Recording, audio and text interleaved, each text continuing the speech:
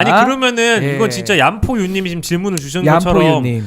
왜 그런 거냐라는 질문이 가능하잖아요. 요거 아니, 궁금하지. 왜냐면 원래 용산과의 대척점, 네. 용산과의 각을 세우면서 예. 개혁신당은 떡상한 거 맞거든. 그렇죠. 조국혁신당만큼은 떡상 못했지만 이낙연하고 손잡으면서 망했죠. 사실 그랬죠. 예. 그리고 나서 뭐 이제 의원을 데리고 오는 그 막차에 태워야 될 의원이 없어서 심지어 수존물까지 태우려고 했었어. 그치 수존물까지 태우려고 했다라는 그 수존물까지. 흔적을 우리가 이번에 알게 된 건데. 됐지. 근데 그럼 도대체 아니 신인규 변호사는 방송에 나와서 이전 석희 동맹이라는 표현으로 굉장히 강하게 비판을 하시는데 예. 아니 무슨 이유가 있냐 이거야. 형님 왜 그런다 생각하세요? 뭘 바라고 무슨 이준석 의원이 뭘 바라고 갑자기 김건희 여사한테 손을 잡냐? 손을 잡아요. 왜 그런다고 생각하세요? 일단 모르죠. 내가 물어본 거. 일단은 첫 번째는 네. 네. 이준석 의원은 네. 10월 10일에 공직선거법 시효 만료가 됩니다. 그러니까 4월 10일에 총선을 했기 때문에 6개월이 지난 10월 10일에 공직선거법 기소 만료가 돼요. 6개월이니까. 그래서 이준석 의원은 지금 이준석 의원뿐만 아니라 예. 모든 국회의원들이 지금 다 숨만 쉬고 있습니다. 10월 10일까지 10월 기다리면 10일은 돼. 넘겨야 돼. 기다려야 돼. 네. 그래서 그거 검찰 선거법 기소권이 맞물렸기 때문에 김건희 눈치 보는 게 하나가 있을 거고 오케이. 두 번째는 뭐냐면은 1차 개입과 2차 개입이 있다 그랬잖아요. 이준석 의원은 2차 개입이 사실로 드러나고 수면 위로 올라오면 되게 부담스러울 거예요. 왜냐하면 2차 개입에서 김건희 여사가 생선 가게를 고양이가 못 지나가듯이 찝쩍찝쩍 됐다라고 하면은 반드시 1차 개입도 문제가 될 수밖에 없습니다. 왜? 김영선 의원을 그땐 꽂았거든. 그러니까 2차 개입에 있어서는 김영선 의원을 빼내기만 했고 꽂지는 못했잖아요. 근데 만약에 이것도 공천 개입으로 불거지면 이준석 의원 입장에서는 내가 당대표 하던 시절 1차 개입, 1차 개입 때 1차 개입. 그때의 문제가 불거지면 본인이 알았으면 공범, 몰랐으면 무능 프레임에 갇히기 때문에 이게 너무 피하기가 어렵다. 2차가 문제가 되면 1차로 연동형이다. 이어지고 1차의 그렇지. 책임자는 자기야. 이준석이고 예. 심지어 공관위원장 윤상현도 본인이 자기가 안 임명했고 참고. 근데 모른다 이러면은 윤석열 화법이라고 제가 그러죠. 윤석열도 본인이 대통령인데 독립기념관장 올리면 임명하고 사인한다. 나는 그냥 바보예요. 나는 그냥 수혜가 나도 야 내가 간다고 달라지냐? 그러면서 외국에 더 있고. 오케이. 그럼 대통령 왜 있냐? 이렇게 물어보지 우리가. 그러면은- 대통령 왜 뽑냐? 술만 먹냐? 이렇게 물어보잖아. 그런 게 있고 세 번째는 뭐가 있냐면 이준석 의원이 김건희와 원팀 선언을 하는 이유가 요 세 번째 같은데 예. 한동훈이 비실비실하잖아요. 물론 이번에 요 공천 개입 국면에서는 한동훈이 반사이익을 누립니다만은 한동훈이 장기적으로는 집에 갈 가능성이 높거든요. 그럼 이준석 의원 입장에서는 한동훈의 빈자리는 내 거다. 한동훈의 빈자리는 내가 갖겠다라는 의지가 강하기 때문에 예. 김건희 여사가 사실상 V1이잖아요. 예. 정무수석이잖아. 네. 비서실장. 그러니까 김건희와의 관계가 굉장히 중요하다. 그래서 이거를 제 추측에는 이준석 의원이 지적 소통은 어려울 거예요. 그렇지만 우리에게는 명태균이 있었잖아. 그동안에. 명태균은 양쪽 다 친하거든. 그런 식의 소통을 해왔을 가능성이 매우 높은데 네. 이번 기회로 명태균과 이준석은 사이가 매우 멀어질 수밖에 없다. 그러니까 언제부터 이준석 의원과 명태균은 알았을까도 전 사실 되게 궁금했어요. 근데 꽤 오래됐대요. 꽤 오래됐대요. 꽤 오래됐대요? 오래됐대요. 아 그래요? 그러니까 김종인, 이준석 다 명태균하고 가깝답니다. 뉴스토마토의 기사에도 나왔고 이미 이준석 의원은 뭐 명태균하고 사진 찍은 것도 너무 많고 굉장히 가까웠다고 해요.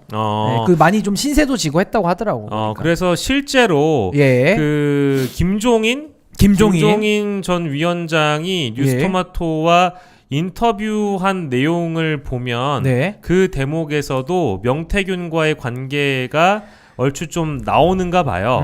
그래서 요게 세세하게 여러분들이 좀 보셨으면 좋겠는데 김종인 전 위원장이 이렇게 얘기를 합니다. 나하고 특별한 친분은 없다.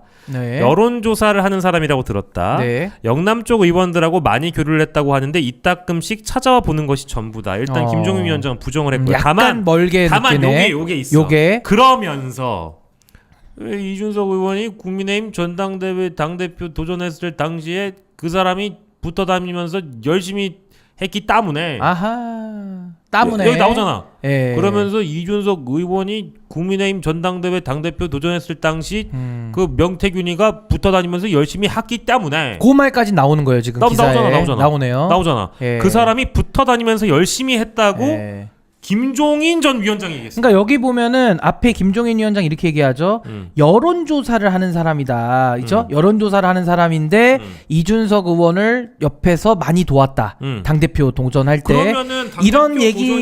이런 얘기가 많이 있었어요. 그러니까 이준석 의원 당대표 도전할 때, 그러니까 2021년도겠죠? 네. 그때 명태균 씨가 여론조사를 많이 도와줬다라는 얘기들이 있었는데, 네. 그 얘기를 지금 김종인 위원장이 저 기사를 통해서 하고 있는 거죠. 그러면 김종인 위원장 피셜, 이준석 의원, 이준석 당시 당대표 될 때. 원외 인사였던 이준석이 나경원과 주호영하고 같이 붙을 때 붙었었을 때 그때 2021년인데 그때부터 알았던 사이라고 한다면 이준석 의원은 아주 오랜 기간 그 명태균 또 심지어 김건희 여사 픽으로 대통령 취임식을 갔다 온 사람 아니에요. 그렇죠. 그럼 사실상 김건희 라인이라고 우리가 본다면 이준석 의원은 명태균 씨를 통해서 김건희 여사의 어떤 소통이 가능했을 수 있다라는 추론도 우리가 해볼 수는 있다. 아니 그러니까 그거 다 추론의 영역이기는 한데 어찌됐든 명태균 씨는 이준석 의원과는 굉장히 가까웠던 사이입니다.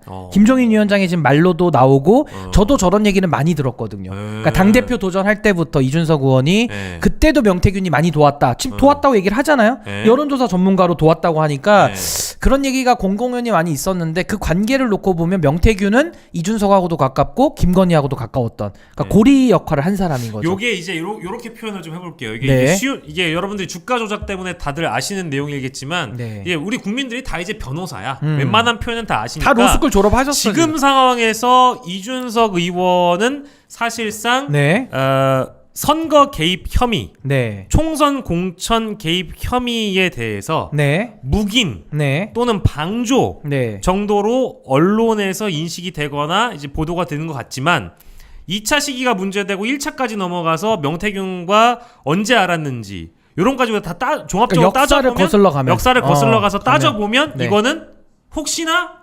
공동정범, 방조범의 문제가 아니라 공동정범이 될 수도 있다? 아니 그래서 제가 아까 말씀 주신 대로 이준석 의원이 김건희를 쉴드치는 이유 중에 하나는 아까 제가 1, 2, 3는 이준석 의원 개인을 놓고 얘기했잖아요. 하나 더 얘기하자면 아마 명태균과의 관계 때문에 이걸 축소시켜주는 걸 수도 있어요. 아 그래요? 명태균과의 관계 때문에 그러니까 이 기사가 나간 게 김건희 때문에라기보다도 그거일 수도 있고 있지만 아니 둘 다일 수도 있어요. 맞아. 왜냐하면 이준석 의원 입장에서는 이 기사를 본인이 의도해서 낸 게 아니라면 만약에 의도해서 이걸 만들었다라고 할 말이 없는데 의도해서 만들었다라고 하기엔 파장이 너무 크잖아요. 그리고 본인한테 유리할 게 없어 이게. 본인이 계속 손살에 치고 부인하고 있잖아. 그리고 부인하고 있고 그러면 본인이 원해서 낸 게 아니라 이 기사가 뭔가 그 기자들이 어떤 취재를 통해서 이 소스를 받아가지고 이준석 의원의 뜻과는 별개로 보도를 해버린 거라면은 이준석 의원 입장에서는 명태균과의 관계를 생각할 때 이 사안을 축소 은폐할 이유는 하나 더 생기는 거지.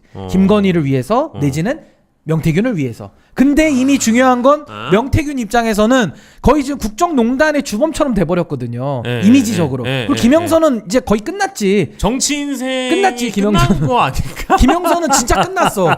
그러니까 이제 이렇게 되면 명태균 입장에서도 이제 이쯤 되면 야 이거 뭐야? 이준석이 나를 뒤에서 쳤네? 이렇게 생각할 수가 있단 말이에요. 명태균 입장에서는. 그럼 요거 이제 그 다음부터는 조금 어디로 튈지 모르는. 그러니까 나비 효과라고 하잖아요. 나비가 한 번에 날개짓을 했을 때 지구 반대편에선 토네이도가 일어나듯이 요것도 요 토마토 기사 하나로 뭔가 폭풍우가 발생할 가능성이 높다. 전 그렇게 보는 겁니다. 아니 저는 사실은 그 이번 정부 들어서 문제가 된 사람들을 대통령실이 가령 예를 들어서 대통령과의 친분을 과시하거나 김건희 여사와의 친분을 과시해서 어디서 뭐 좀 헤쳐먹으려고 하는 인간들 있잖아요. 그런 인간들이 이런 많죠. 사람들이 나오면 빨리빨리 대통령실에서 정리를 해줘야 돼. 근데 안 하잖아. 이종호도 안 하잖아. 안 하잖아. 고소 안 하잖아. 안 하잖아. 명태균도 고소 안 하잖아. 안 하잖아 그냥. 근데 이거 보면서 답답한 게요. 명태균이 이런 녹취가 나왔다고 한다면 전 재빨리 뭔가 조치가 취해질 줄 알았는데 아니 이거는 체코 가서도 고소해야 될 일이야. 근데 저기 누구죠? 그 최지우? 최지우 변호사 있잖아. 그 테러리스트 얘기했던.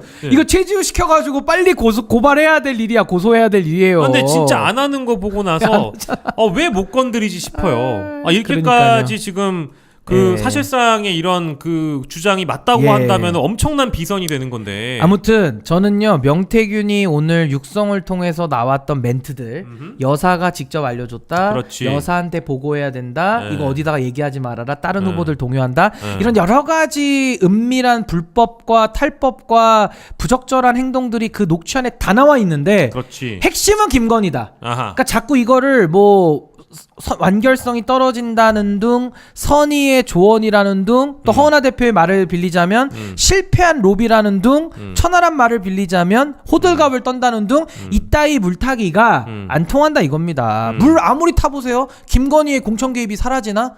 안 사라져요. 오히려 더 없어 보여 그게. 이게 본질을 호도해선 안 된다. 본질을. 전 그렇게 봅니다. 그리고 뭐 이제 저희가 얼추 다 얘기한 내용과 동어 반복이 될 수도 있지만 오늘 명태균 씨가 뉴스토마토 편집국장 포함해가지고 보도한 기자까지 총 3명을 고소했단 말이에요. 아하. 국가수사본부 저희 고소를 했던 모양이더라고. 그래서 고소장도 보고 다 했는데 거기 이제 고소 내용이나 이런 거 보면은 실제 자기가 그 텔레그램을 갖고 있는 사람이 나다. 나다. 그리고 또 뭐야? 실제로 김건희 여사와 소통을 했고 공천 관련 대화도 있었다라고 주장하면서 이 텔레그램이 세상에 존재하고 실제 김건희 여사와 본인이 소통했다고 주장을 하고 있잖아요. 내가 소통했다는 거 아니야. 그러면 이제 수사지 뭐.